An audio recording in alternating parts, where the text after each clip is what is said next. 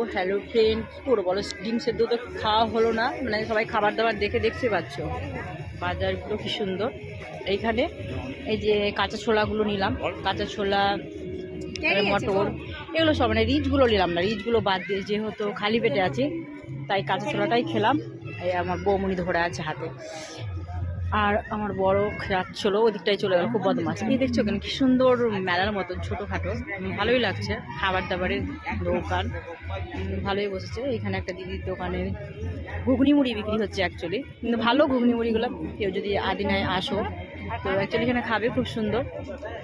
আর আমরাও খাচ্ছি, আর আমার ছোটো মেয়ে একটা গোলাপ কিনো, যেখানেই যাবে গোলাপ নিবে, গোলাপ চাই ওর।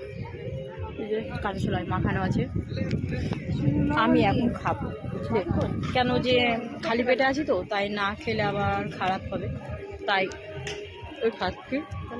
ওগুলো খেয়ে ভাত খাবো।